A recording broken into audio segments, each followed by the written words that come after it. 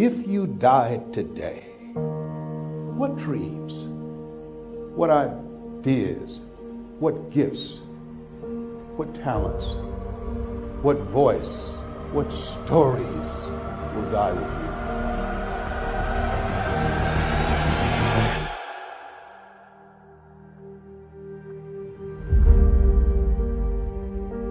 See, a lot of people go to work every day miserable, and all they do is just talk about how miserable they are, but they don't do anything about it. You know that you're deliberately operating below your potential. You've gotten comfortable. You stop expanding. You stop stretching. You stop challenging yourself. It's hard living. Life is hard. So most people don't use their imaginations. Most people don't dream anymore. Why? Because through the conditioning process of life, after so many rejections,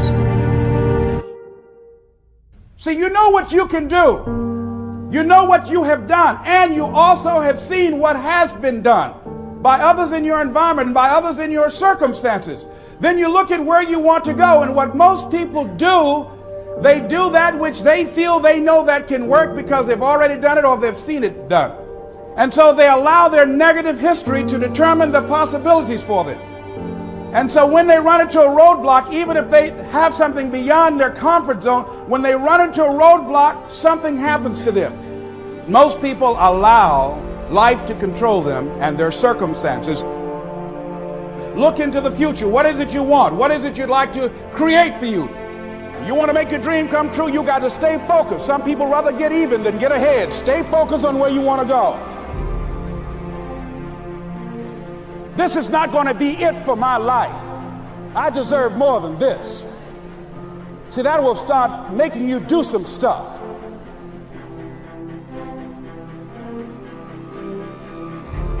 Not only is it possible for you to have your dream, but it's necessary.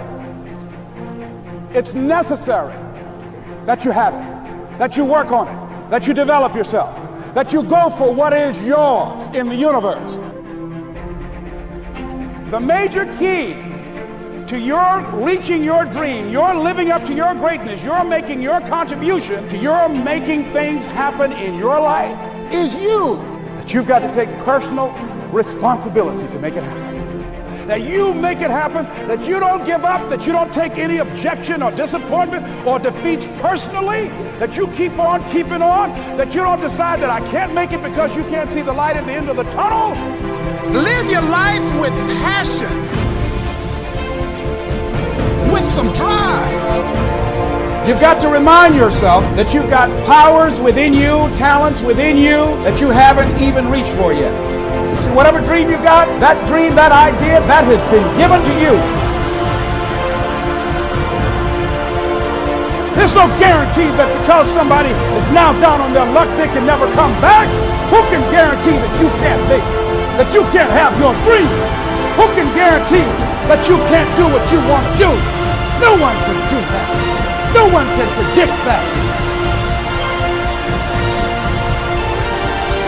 All we need to do is we look at our dream as we get ready to hit the floor. I'm blessed and highly favored.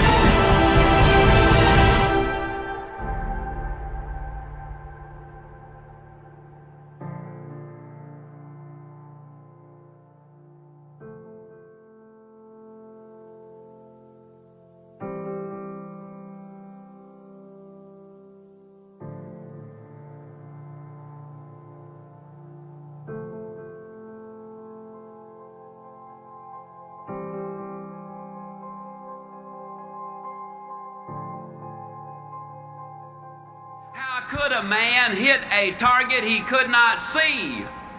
That's a pretty good question. Here's another one.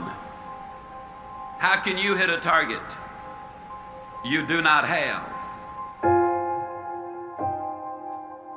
Besides, planes are built for flying. Ships are built for sailing. Houses are built for living. And man, too, was built for purpose. He was designed for accomplishment. He's engineered for success. He's endowed with the seeds of greatness. And the greatest danger we as human beings have is when we do not do anything at all. People today complain of lack of time. It's not lack of time that's the problem, it's the lack of direction.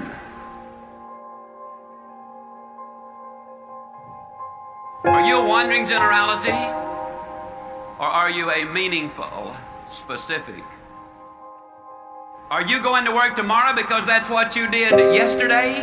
If that's the reason you're going tomorrow, you won't be as good tomorrow as you were yesterday because you're 2 days older and no closer to the goal you do not have.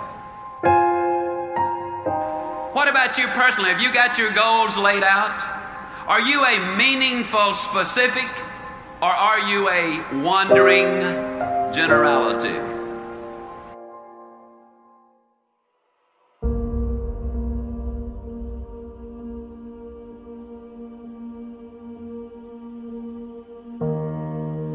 See, you are part of an equation, and you are needed.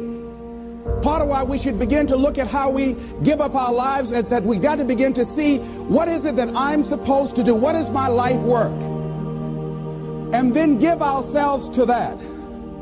Because as we do that, ladies and gentlemen, I guarantee you, as you begin to take on this new era that we're in, if you decide that I'm going to begin to start living life, I'm going to start giving more of myself, I'm going to start putting out more, contributing more to life. Here's what's going to happen, ladies and gentlemen. I guarantee you that life will take on a whole new meaning for you. I guarantee you that life takes on a whole new dimension. That you'll be happier. You have a greater sense of happiness and fulfillment in life. That now you will begin to take off on some new paths to some newer horizons. That you'll begin to see life totally different than most people.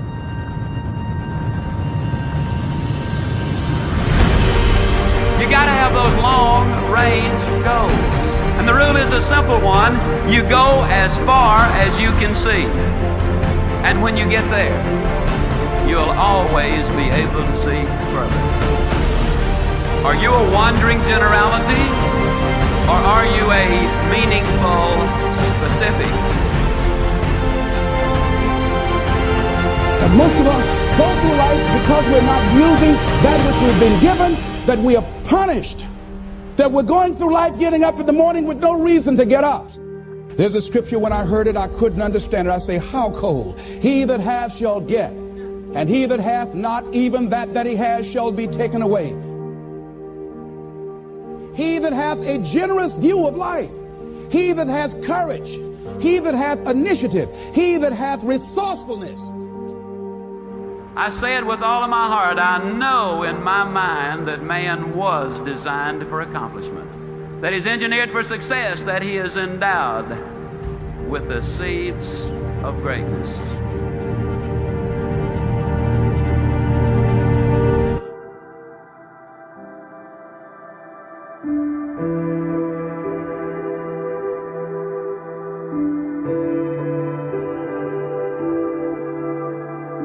Life will always give us some questions.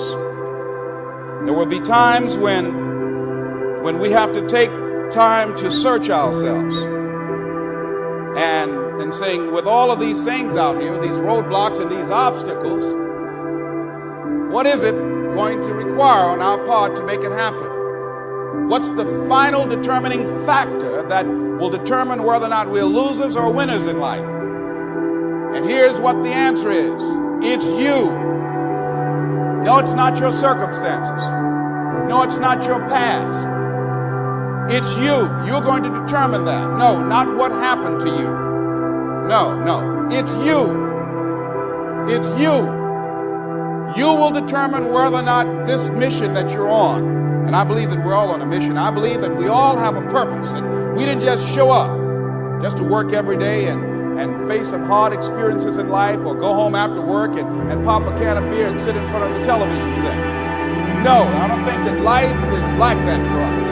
I think that we all showed up here on a divine mission to do something.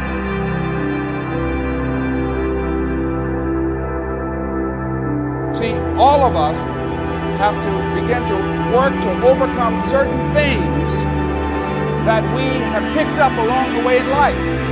You've got to watch the energy that you're around, and you've got to start searching yourself to to ask yourself, what is it? Is this really me? When you look in the mirror, when you look at your life, when you look at where you want to go, you got to ask yourself the question, is this really me?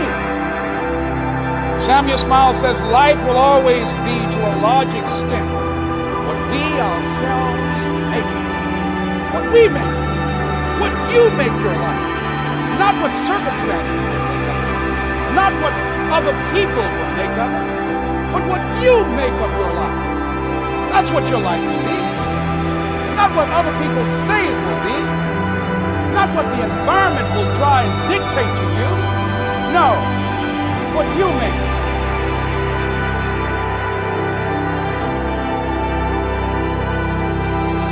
Live now. A common consciousness to keep people from living up to their true potential. Here's something that we must begin to realize and acknowledge. We were all created to be winners. All of us. How can you prove that? We can prove it by our consciousness, just by our subconscious mind. We were destined, we were born to be winners. We have been endowed with greatness. And I think the challenge is to begin to become in alignment with who we truly are and work diligently to manifest our greatness. And I'll give you an example that all of us do that demonstrate this. If you ever dream, whenever I had any dreams, I've never been an athlete before, but anytime I have any kind of dream about sports or movies or anything, I'm always the star. A friend of mine, she